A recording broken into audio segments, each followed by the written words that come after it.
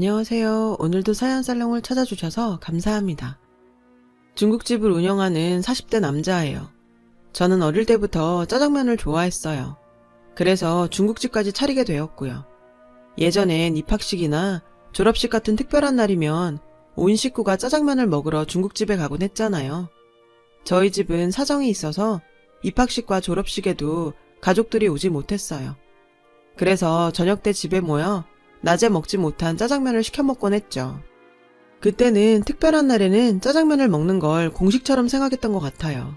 솔직히 제겐 특별한 날이라서 짜장면을 먹는다기보다는 짜장면을 먹어서 특별한 날로 기억되긴 했지만요.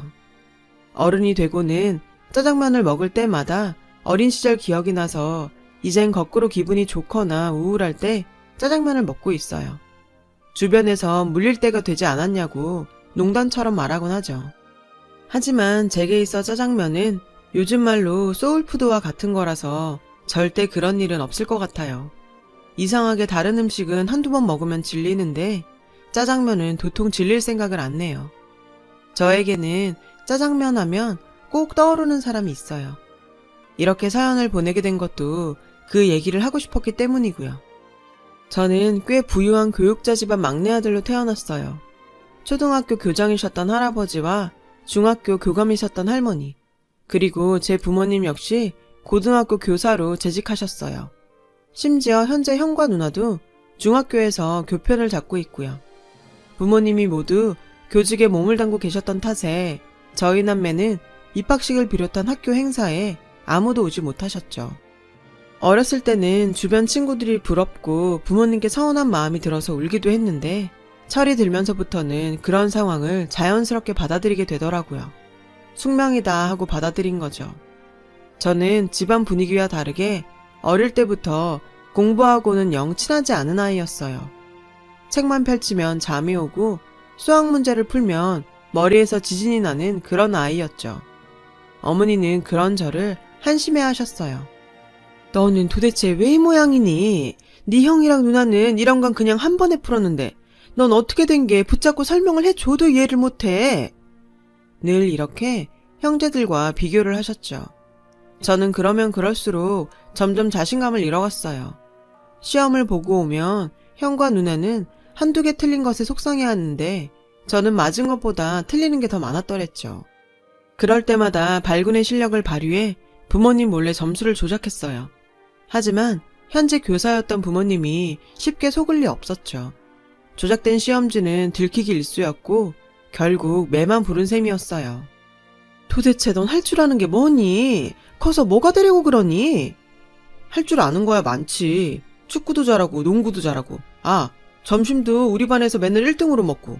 그리고 친구들이 그러는데 내가 끓인 라면이 분식집에서 사 먹는 것보다 훨씬 더 맛있대. 이 정도면 할 줄 아는 거 많지? 시끄러.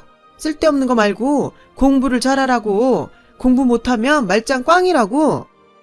어릴 땐 다 필요 없으니 건강하게만 자라라던 엄마는 입만 열면 공부 타령을 하는 사람이 되었고 저는 점점 집에서 미운 오리 새끼가 되어갔어요. 밖에선 신나게 놀다가도 집에만 오면 입도 뻥긋하지 못하는 날이 많았어요. 그렇게 초등학교를 졸업하고 중학교에 입학하게 되었어요. 그런데 형과 누나 때는 먹었던 짜장면을 제 입학식 날에는 사주지도 않으시더라고요. 부모님의 차별 때문에 저는 어린 마음에 상처를 받았고 삐뚤어지기 시작했어요. 그렇게 좋아하던 짜장면도 다시는 먹지 않겠다고 다짐을 했고 본격적으로 말썽을 피우기 시작했어요. 그런 탓에 할머니마저도 저만 보면 한숨을 푹푹 쉬시며 혀를 차셨고 어머니는 하루가 멀다 하고 제게 회초리를 치셨어요. 저는 맞으면 맞을수록 더 말을 듣지 않았고요. 그렇게 저는 점점 천덕꾸러기가 되어갔어요. 그러던 어느 날 학교 수업을 받다가 날씨가 좋길래 나가고 싶은 충동에 학교 담을 넘었어요. 하필 그게 학생 주임 선생님께 걸려서 부모님께 전화가 가게 되었고 저는 어차피 집안의 미움을 받는 존재라 상관이 없다고 생각했는데 그런 제 모습에 학생 주임 선생님은 반성의 기미가 보이지 않는다며 한 달 동안 화장실 청소를 시키셨어요. 웬일인지 학교에서 연락이 갔을 텐데 부모님은 저를 혼내지 않더라고요. 왠지 좀 섭섭했어요. 드디어 부모님이 나를 포기했구나 싶었거든요. 그래서인지 말썽을 피우는 것도 재미없고 모든 의욕이 사라져버렸어요. 그 덕에 말썽은 잠잠해졌고 집안은 평화로워졌죠. 정말 내가 요즘 같기만 하면 좀 살겠네. 엄마는 제가 버젓이 듣고 있는데도 아랑곳 않고 그런 말을 하셨어요. 저는 풀 죽은 강아지처럼 기가 팍 꺾여서 방에 들어와 멍하니 창밖을 바라봤어요. 어쩌면 난 우리 부모님 친자식이 아닐지도 몰라. 이런 생각을 하면서요. 그런 생각을 하다 보니 나도 모르게 세상에 혼자만 버려진 것 같은 기분이 들었어요. 그때 누군가 노크를 했어요. 할아버지였죠. 할아버지는 웃으시며 밖에 나가 저녁을 먹자고 하셨죠. 할아버지가 저를 데리고 가신 곳은 동네 중국집이었어요. 형이랑 누나는 입학식 때 다 먹었는데 우리 막둥이 입학식에 못 먹었지. 우리 막둥이가 세상에서 제일 좋아하는 게 짜장면인데 할애비가 깜빡해서 미안하다. 그 말에 나도 모르게 눈물이 뚝뚝 떨어졌어요. 제가 입학하던 날 할아버지는 퇴임 기념으로 선생님들과 식사 약속이 있었거든요. 그 다음 날은 고향집에 내려가셔서 모처럼 휴가를 보내고 오신 탓에 저를 챙기지 못하셨다며 제게 미안해하셨어요. 집안에 행사가 있을 때마다 늘 할아버지가 음식값을 내곤 하셨거든요. 할아버지는 제 입학식을 챙겨주지 못하신 게 마음에 걸리셨던 모양이에요. 그때 마침 주문한 짜장면과 탕수육이 나왔고 저는 개눈 감추듯 순식간에 먹어치웠어요. 할아버지는 그런 저를 흐뭇하게 바라보셨죠. 우리 유성이는 커서 뭐가 되고 싶냐? 할아버지의 뜬금없는 질문에 당시 아무 생각이 없던 저는 대답을 못했어요. 세상에는 할 수 있는 일이 무궁무진하단다. 아직은 시간이 많으니 천천히 생각해도 돼. 분명히 내게도 가장 잘할 수 있는 일이 있을 게다. 할아버지는 다정하게 웃으며 저에게 말씀하셨어요. 그리고는 저에게 손등을 테이블 위에 올려놓으러 가시더니 어린 아이들에게나 찍어줄 법한 도장을 꺼내 제 손등에 꼭 찍어주셨어요. 제 손등에는 참 잘했어요 도장이 선명하게 찍혀 있었어요. 저는 의아해서 할아버지를 쳐다봤어요. 할아버지는 제가 건강하게 잘 커져서 찍어주는 거라고 하셨어요. 저는 그날 이후 180도 다른 사람이 되었어요. 저를 유일하게 칭찬해 주시는 할아버지 덕분이었죠. 저는 할아버지 말씀처럼 제가 잘할 수 있는 걸 찾아보고 싶어졌어요. 하지만 마음가짐이 바뀐다고 공부가 한순간에 되는 건 아니었어요. 그래서 공부는 아니구나 진작에 깨닫고 운동에 열을 올렸지만 체력도 그다지 좋지 않더라고요. 그렇다고 남들 앞에서 넉살 좋게 떠드는 걸 잘하지도 못했고 손재주도 없었죠. 그러던 어느 날 출출해서 라면을 끓여 먹다가 이거구나 하는 걸 발견하게 되었어요. 바로 요리였죠. 평소 냉장고를 뒤져 곧 잘해 먹곤 했는데 그런 경험이 저에게 요리에 대한 자신감을 심어주었던 것 같아요. 맛있게 만들어졌을 땐 친구들도 정말 좋아해서 성취감도 느끼게 해주었고요. 저는 할아버지한테 달려가 외쳤어요. 찾았어요. 저는 요리가 좋아요. 할아버지는 제 손에 도장을 찍어주시며 우리 유성이는 멋진 요리사가 되면 되겠구나 라고 말해주셨어요. 그 순간 저는 난생 처음 꿈을 갖게 되었어요. 유치한 토끼가 그려진 참 잘했어요 도장은 항상 저에겐 한 발짝 앞으로 나갈 수 있는 용기를 주었어요. 저는 잘할 수 있다는 확신에 차서 그날 이후 저는 손에 연필보다 칼을 더 많이 들게 되었어요. 어머니는 공부가 아니면 아무런 지원도 하지 않겠다고 하셨어요. 그래서 전 고등학교에 들어가면서부터 아르바이트를 시작했고 그 돈으로 학원에 다니며 자격증을 하나 둘 모으기 시작했어요. 저는 한식이나 일식보다는 중식이 잘 맞았어요. 저는 가장 맛있고 큰 중국집을 열겠다는 꿈을 꾸며 대학 진학 대신 군대에 자원 입대를 했어요. 얼른 군복무를 끝내고 본격적으로 일을 시작하는 게 좋겠다고 생각했거든요. 훈련소에 가던 날 할아버지는 논산까지 저를 배웅해 주셨고 언제나처럼 손등에 잘했다는 도장을 꼭 찍어주셨어요. 그리고는 대견하다시며 군생활 씩씩하게 잘 마치고 오라고 하셨어요. 훈련소에 들어간 첫날은 암담해서 잠도 안 왔어요. 그 순간 제게 힘이 됐던 건 할아버지의 칭찬과 손등에 찍어주신 도장이었죠. 덕분에 저는 마음을 다잡고 군생활을 할 수 있었어요. 그 뒤에도 할아버지는 훈련소에 있는 저에게 다치지 말고 힘내라며 편지를 보내주셨고, 제가 훈련소 수료식과 자대 배치를 받을 때는 부모님을 데리고 오셔서 저를 깜짝 놀라게 하셨어요. 그날도 저에게 대견하다시며 짜장면을 사주셨는데 정말 맛있더라고요. 그렇게 저는 무사히 군복무를 마쳤어요. 집에 돌아오니 누나는 임용고시 준비를 하고 있더군요. 부모님은 모두 누나의 시험에 정신이 팔려 있어서 제게는 관심이 없었어요. 저에게는 차라리 다행이었죠. 저는 맛집으로 유명한 중식당에 찾아가서 음식을 배우게 해달라고 부탁을 했어요. 하지만 아무리 중식 자격증이 있다고 해도 배움의 문은 쉽게 열리지 않았어요. 열심히 하겠다고 애원을 해봤지만 소용없었죠. 그렇다고 이렇게 포기할 수는 없었어요. 군복무 내내 이곳에 출근하는 꿈만 꿔왔던 저는 기도하는 마음으로 출근 도장을 찍었고, 그렇게 수개월이 지나자 사장님이 제 인내심에 혀를 내두르며 출근하라고 하셨어요. 그날 이후 저는 본격적으로 현장에서 요리를 배울 수 있었어요. 예상은 했지만 역시 식당 일은 만만하지 않았어요. 주방에서 칼을 잡기까지 저는 설거지부터 시작해 양파를 비롯한 각종 재료 손질을 도맡아 해야 했어요. 모두 퇴근하면 주방 물청소까지 저 혼자 해야 했기에 습진을 달고 살아야 했죠. 서당계 3년이면 풍어를 읊는다고 하죠. 그렇게 3년이나 버티니 주방장님이 저를 인정해주기 시작했고, 저는 본격적으로 칼을 잡을 수 있게 되었어요. 그러는 사이 저희 형이 임용고시에 합격해서 집안은 축제 분위기였어요. 이미 초등학교에 부임해서 교직 생활을 하고 있는 누나까지 저를 뺀 모든 가족이 교사가 되었다며 어머니는 눈물까지 흘리시며 좋아하셨죠. 솔직히 저도 슬쩍 끼어서 축하를 받고 싶었지만 일찌감치 포기했어요. 할아버지의 참 잘했어요 도장 하나면 충분하다고 생각했는데, 그날 제 얘기를 들으신 할아버지는 도장이 아닌 다른 걸 저에게 주셨어요. 바로 중식 칼이었어요. 제 이름이 새겨진 칼이었죠. 언젠가 필요할 것 같아서 할애비가 좋은 놈으로 하나 준비해뒀다. 할아버지, 저 정말 열심히 할게요. 이 칼로 저 정말 멋진 요리사가 될 거예요. 저는 그날 이후 할아버지가 주신 소중한 칼을 신주단지 모시듯 고이 모셔두고 할아버지와의 약속을 지키기 위해 정말 열심히 일했어요. 혼나는 일도 많고 다치는 일도 많았지만 그런 건 아무 상관이 없었어요. 저는 요리하는 게 신나고 행복했거든요. 하지만 일이 손에 익었다고 생각할 즈음 저는 주방에서 손을 다치고 말았어요. 발이 꼬여 넘어지면서 기름이 끓고 있는 웍을 손으로 치고 말았죠. 그 바람에 전 오른손에 심한 화상을 입었고 신경이 손상돼서 오른손을 쓸 수 없게 되었어요. 세상이 모두 끝나버린 것 같은 절망적인 순간이었어요. 유일하게 할 줄 알고 유일하게 잘할 수 있는 일이었기에 절망감은 더더욱 컸죠. 저는 모든 걸 잃고 좌절해야만 했어요. 손은 피부 이식 수술을 받아 회복했지만 신경은 경과를 더 지켜봐야 했어요.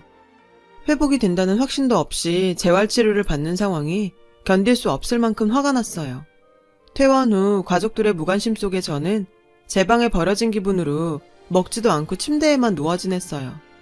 더는 봐줄 수 없다는 듯 한 번은 할아버지가 방에 들어와 저를 안치곤 따끔하게 혼을 내셨어요.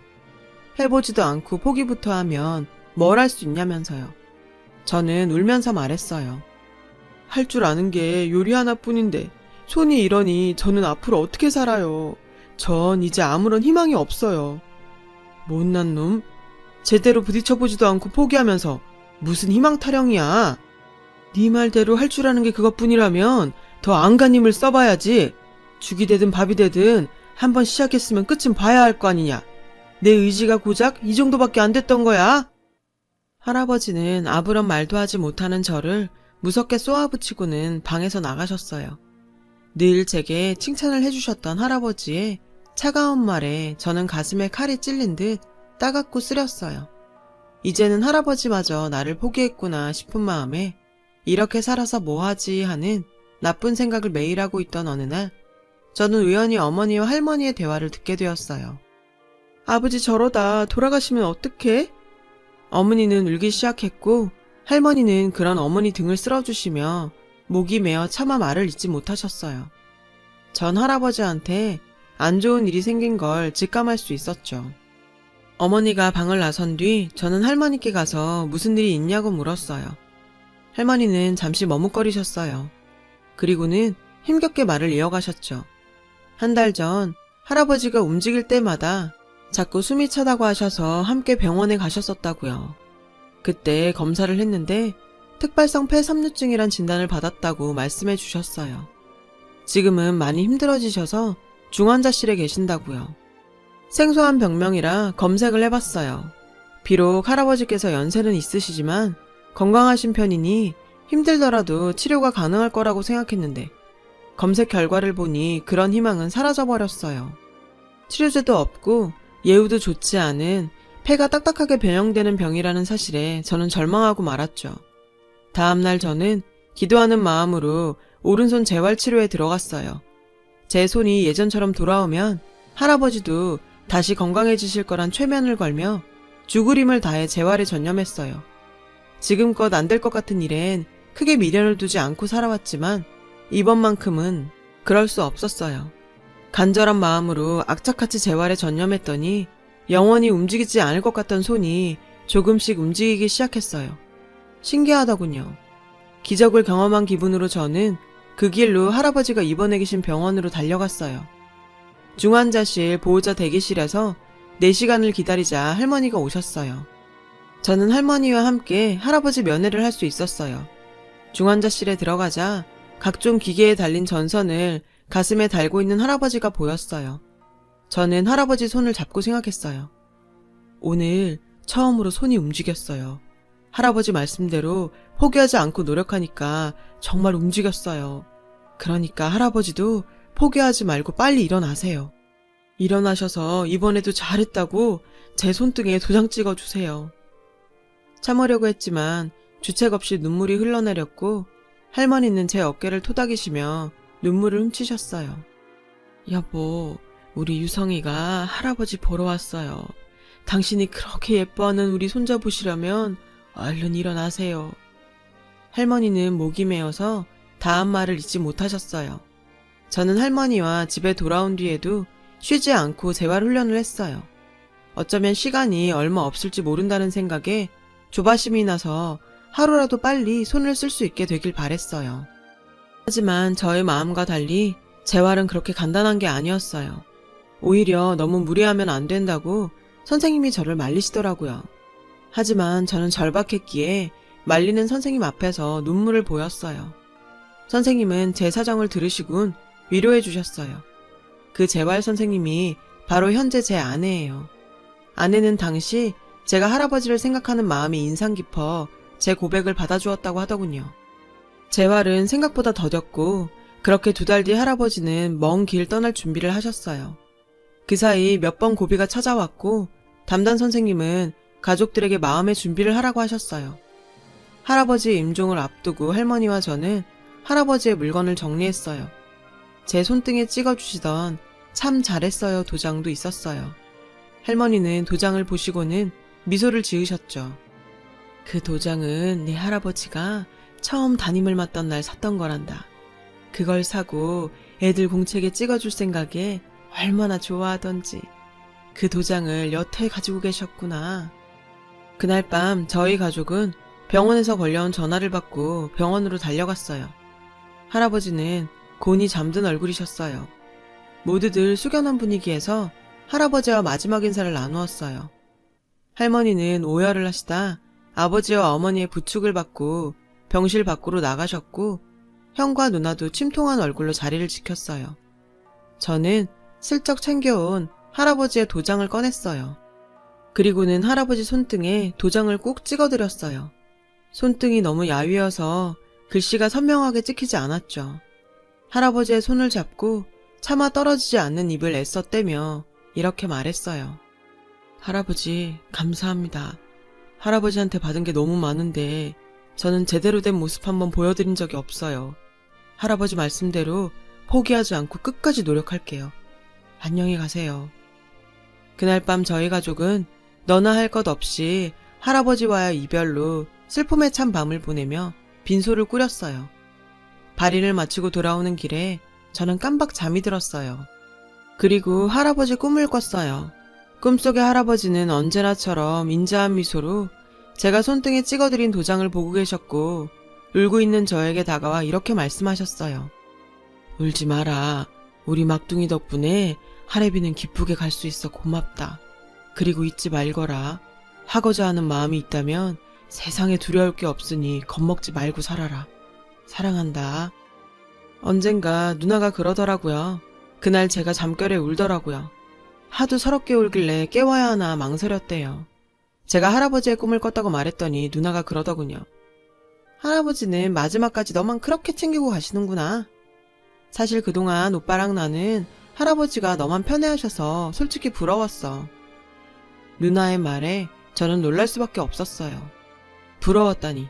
저는 한 번도 그런 대상이 된 적이 없었기에 누나의 말에 기분이 묘하더라고요. 부러워했던 사람은 늘 저였으니까요. 살다 보니 이런 날이 다 오는구나 싶었죠. 그 후로 전 꾸준히 재활치료에 정진했고 마침내 다시 칼을 잡을 수 있게 되었어요. 무리하면 안 된다는 선생님 말에 동네에 작은 중국집을 열었고 할아버지가 주신 칼로 정성을 다해 요리를 시작했어요. 그리고 2년 뒤 할머니는 할아버지를 따라 하늘나라로 가셨어요. 평생 금슬 좋은 부부로 사시더니 할머니는 역시 할아버지의 곁이 아니면 안 되는구나 싶은 생각이 들었어요. 그렇게 시간이 흘러 누나가 시집을 가고 곧이어 형, 그리고 제가 끝으로 결혼을 했어요. 부모님은 시골 학교에서 아이들을 가르치고 싶다는 꿈을 이루기 위해 강원도로 내려가셨어요. 어머니는 강원도로 떠나시는 날 저에게 항상 마음에 빚이 있었다며 너그러운 엄마가 돼주지 못해 미안하다고 하셨죠. 사실 어머니께서 그러실 거 있나요? 제가 부족했던 거죠. 그해 저는 세상에서 가장 귀한 딸을 얻었어요.